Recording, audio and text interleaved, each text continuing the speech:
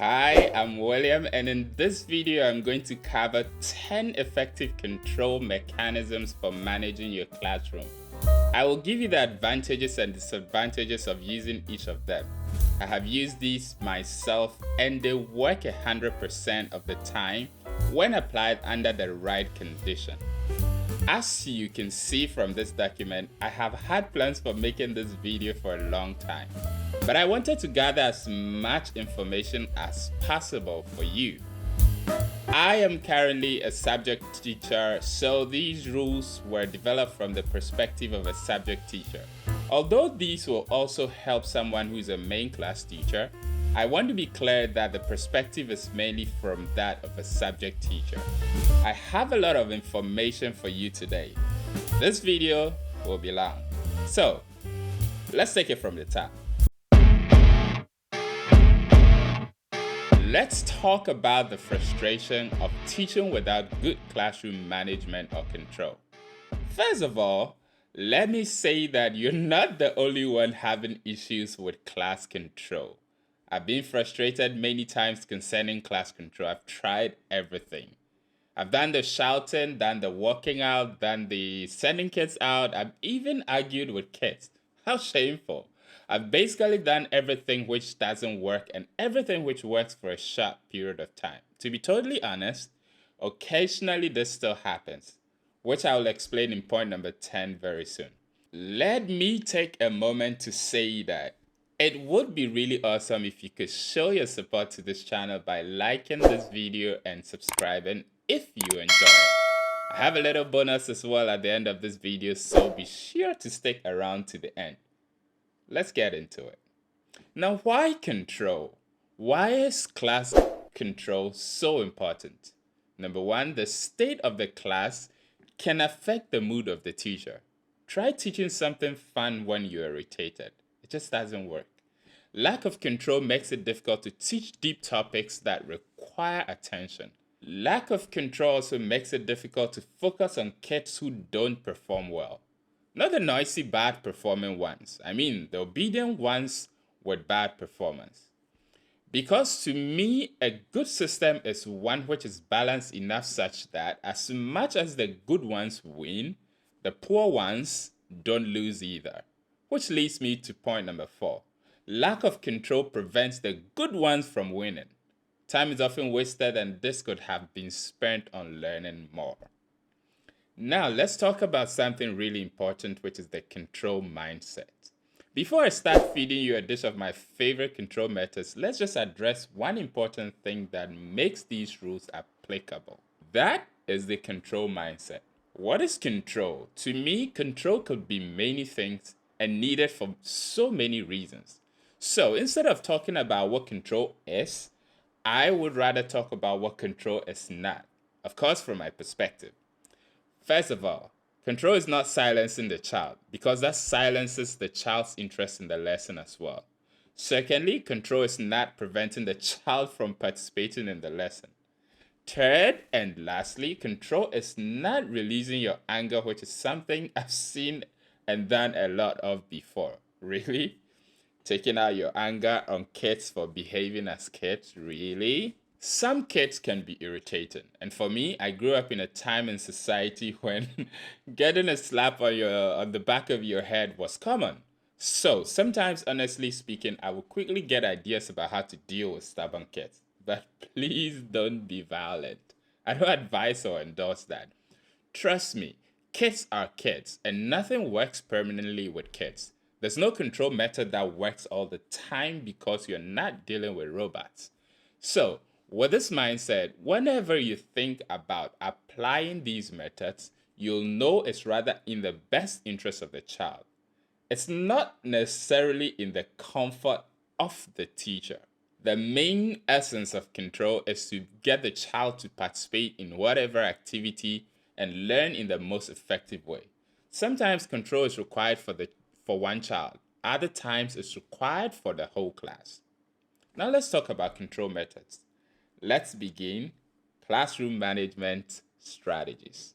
Number 1, which I feel is the most significant one, making the class interesting. You've probably heard it before. The best form of defense is attack.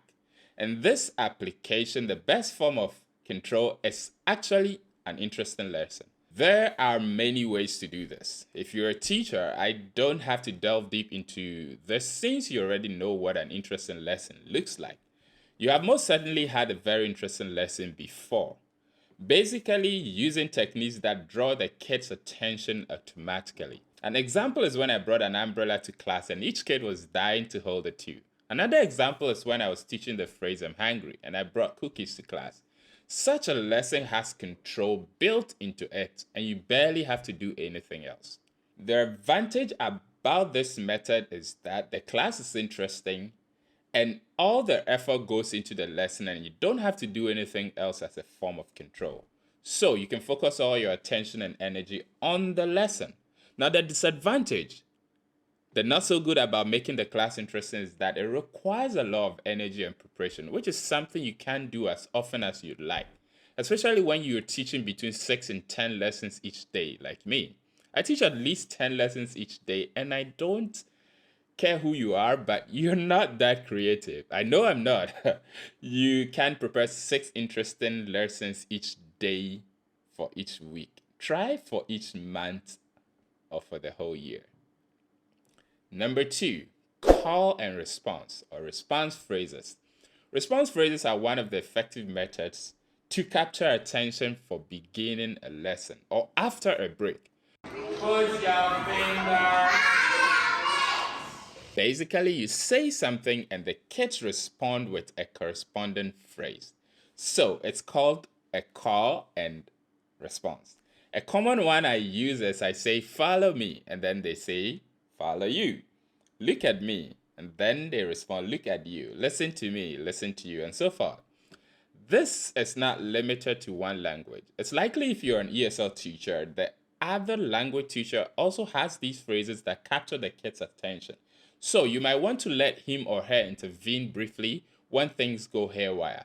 You can choose to learn and use these phrases yourself, but the more they adjust to you as a local dialect teacher, the less effective your teaching as a foreign language teacher will be. So I would usually avoid doing this, although sometimes it helps too. The good part about this is it's quick and instant and let the kids' attention come to you briefly. The disadvantage about this is it's only for a brief period of time and you need a follow-up, else you just lose the kids again. Number 3, rewards. Let's face it, who doesn't like rewards? Who doesn't like a good hit of dopamine to keep them going? When one child sees the reward the other one got, they'll be ready to do what it takes to get it too. This is when kids who are not paying attention begin to scream the answer you're expecting. This is actually the most preferred method and technically the most hailed method for teaching kids. Personally, I don't use this often because kids also tend to try to manipulate the teacher just for the reward. One thing I like to do once in a while is go overboard with something like stickers. I usually give as many as 5 or 6 or 7 to one child. The kids' participation is no longer to get one sticker, but to get as many as possible. So you can let them keep repeating words just to earn more stickers. Don't do this often. Even once every 3 weeks or once a month is enough for the overboard. The good part is it makes it easy for scenarios where what you're teaching seems difficult and kids have to participate more in order to learn. The disadvantage is that sometimes the kids just take the reward and continue to play without paying attention. Other times, the reward can be what prevents them from paying attention. So you need to have a way around this, such as telling them to put it in their bags or put away the reward until a further time to enjoy it. What you can also do is limit the reward at the beginning to the kids you know won't be distracted by the reward, and then slowly dish it out to the other kids per their participation. Number 4, the mean teacher. Basically punishment, reward and punishment. This is rather on the opposite side of rewards. I know a lot of people speak against this, although almost everyone has done this before at some point in their teaching career. I think if used properly and in limited fashion can be really effective because only rewards isn't a good balance. if you do this always, the kids will adjust to it as your temperament and they will play around it. If you don't use it at all, the kids might feel they can get away with anything without affecting you. Today happens to be the Chinese New Year and there's a lot of firepower going outside. So do ignore that, please. Sometimes it's good to let them know how their actions affect you and the class once in a while. The most important thing to know about using this technique is that it's just about putting on a mean appearance. It's not necessarily being angry. So you might look angry, but you don't necessarily have to be angry. Sometimes you may be truly angry, and that's okay because some kids really know how to get on your nerves. Also, whenever you do this, make it clear as to why you have a mean appearance and let them know it's about their attitude, not that they are bad people. The mean teacher can be exhibited in many ways. A strategic punishment which won't disrupt the class, such as telling a noisy kid to stand up or taking away a kid's toy, and quickly adding that anyone else who repeats that kid's action will join in on the punishment. B. Forewarning. An example is putting a chair in a corner, showing that anyone who disrupts the class will sit in that corner. C. The teacher's loud voice. Kids generally respond to loud voices, but let it be reasonable. This should not be often. Really, this should not be often. D. Good cop and bad cop. If there's a main class teacher who can speak the local language of the kids, let him or her be the person to issue reasonable threats about their attitude. Again, reasonable and about their attitude. Never attack kids. E. The angry stare. Giving the angry look to one kid or to the whole class. This works particularly when they know what the results from you being angry is. For example, if you've shown an angry look and punish someone as a result, the kids respond better to that. So I say again, don't make this a common thing. Let it command some level of respect from you and the kids. Now, the advantage about rewards is that when this is done effectively, it can have a long-term effect to mold how kids behave during your class. The disadvantage is that doing this the wrong way could exclude certain kids and make them dislike either the teacher or the subject. Number 5, let the kids teach and moderate the lesson or game. They are kids, but they also have the same instincts and desires every human does. They crave attention, they want to be praised, they want to be noticed, they want to be rewarded, they want to help the teacher. They want to be friendly with other kids. They are simply immature adults. Sometimes when you involve the kids in the process, it saves you a lot of trouble and effort, especially when you involve the most troublesome ones. So what I sometimes do in my class is give a bundle of stickers to the troublesome and talkative ones. And then I tell them to stand beside me. And then when they notice any of their friends saying it well, they should reward him or her. This keeps that one child busy and also frees up the other children who would have been distracted otherwise to focus on the lesson. Another thing to do is to let the kids hold flashcards and raise it up for the rest. One other thing I do is let the child hold the flashcard for the rest to say and tap it. When I switch it between different kids, each kid wants to be the one passing the card around. There are many ways you can use this technique to involve your kids in the lesson. If they want to act like adults who are independent, treat them as such and give them some responsibility. The advantage of using this is that it has a high rate of success and really good for isolating kids who are difficult to deal with in other ways, because now they are having something interesting to do. Now, the disadvantage is that if you forget to teach the one kid helping, they might end up not learning anything themselves. So do be mindful. Number 6, a quick side activity. Another really effective technique with which you can gain the attention of the kids is to resort to a side activity. This could be a short poem of 4 or 5 lines that the kids like. This could be doing one quick TPR song that they are used to. It could be something you know gets them motivated. One thing I sometimes do is let all the kids go down and we jump and say certain words which they may know already. The good part is that they will indeed become active. The downside is that they might want more of that instead of the actual serious lesson. Number 7, play and pause. Similar to the side activity is something I like to do. You can call it a partial side activity. This works when you have a class TV or a projector. I usually put on a cartoon or one of the TPR songs that is very interesting or something new which they've never seen. The moment their attention is drawn to it, I pause it and teach for a few minutes. I let them practice the words I'm teaching a few times. And then I play the video again. When they seem really into it, I pause it and continue the main lesson. Sometimes I tell them, learn to play one. Learn to play one. And they seem to love the idea and work hard with the expectation that they would get to watch the video again. The advantage is that you get a good vibe with the kids, and sometimes there's a mutual understanding. The disadvantage is that they could become more into the video than into the learning, just like the side activity. Number 8, reshuffle sitting positions. Some kids are like fire and other kids are like petrol. When you put them together, a flame of disturbance and pandemonium is what you get for the whole day or the lesson. Separating these kids seems to be a simple thing, and yet sometimes it goes a long way to prevent certain disturbances you have to deal with. Some kids are familiar with each other, and therefore, when those two sit together, they hardly participate in the lesson. They just play. What I sometimes do is let them sit as one boy and one girl, which helps a lot, and after a while, they get used to it. And they sit this way themselves even before class. The advantage is that it's very simple to implement and could have a great return by helping certain kids focus.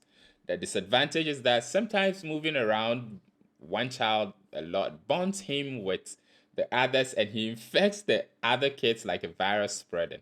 Also, sometimes this can be time wasting and rips away part of the time supposed to be used for teaching. Number 9, understand and use your class demographics. It's the responsibility of the teacher to know every child, to know their temperament, to know their energy levels, to know their performance. It takes a while to get to know all these, but it's really beneficial to know. The classroom can be divided into 3 groups of kids based on control. The first is the good who have automatic self-control. You do little to no control with these kids. There's usually few of them. Now the average. Easy to control. They easily follow whoever is in charge, whether it's you, the teacher, or their friend who are running around uncontrolled. They are the majority. Now see the naughty. Difficult to control. These ones are difficult to control and you usually require a lot of energy and attention to deal with them. Don't worry about the good. They'll always listen to you. They are obedient. Don't prevent the average from participating in the class. They are the main focus group for every lesson, and without them, your class might be dull, so don't restrict them. Just issue instructions to them because they usually listen. Now, the naughty are the ones you have to devise ways to deal with.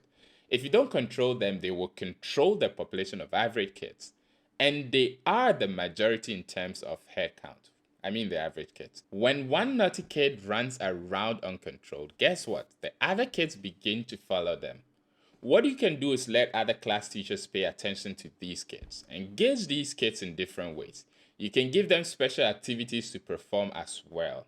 Advantages of knowing your class demographics is that it's really good for understanding and diagnosing classroom management problems. Now, the disadvantage is that punishment should come after the crime. But in this case, you might be administering the medicine before the disease shows up. Do you get my point?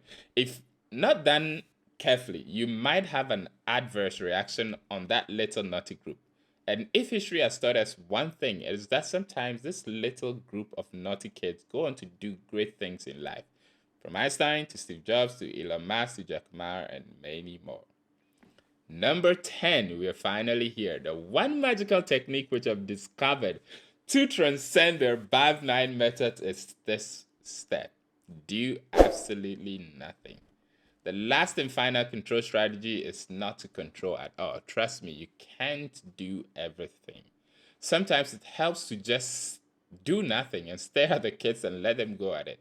Sometimes just stop teaching and stand for a while watching them. Sometimes just do nothing about the one kid who's being troublesome. Sometimes it's just towards the end of the week and it's Thursday or Friday and you've expended all your energy. Keep in mind that there's no such thing as 100% control. I don't subscribe to the idea and believe that you always have control, you're always in control, and there's no child messing up in class. Sometimes it goes well, and other times you have to re strategize. Why? Because as much as you learn to manage the kids also continue to grow and adapt. The problem is that sometimes what works in semester one might no longer work in semester two. Bam. Yeah, that's right. So sometimes just do nothing. So the advantage is that sometimes you and both the kids need the silent and rather rowdy break. The disadvantage is that you may look like a fed up teacher with a little cigar at the window looking into the sunset. So don't do this always, as it can make you lose a lot of credibility. As a bonus for those who teach ESL classes where there's another teacher to help mainly with control, these are a few things to consider. The first point of control for the secondary teacher is participating in the lesson. Kids do what kids see. When they see one teacher goofing off, they also do as such. Number two, control should not detach the kids from the main teacher who is teaching a lesson. However you try to control your kids, be sure not to drive wedges into the flamboyant relationship the teacher has with the kids. I've seen teachers shout at kids unnecessarily, even telling kids not to get close to the teacher. That is really not class control. Control should be in line with their lesson. Telling kids to sit down to suit your convenience when the ESL teacher requires them to do an activity is not the way to go. Understand that class control is the primary responsibility of the class teacher, number four, not the subject teacher. And you should know that the class teacher would certainly command more authority over the kids than the subject teacher, well, theoretically. So yeah, these are the 10 points that I rotate to deal with my class. This is probably my longest video yet. Let me know what you think, especially about doing nothing. Let me know what you do down in the comment section below. Thanks for watching and see you in the next one. Love and peace.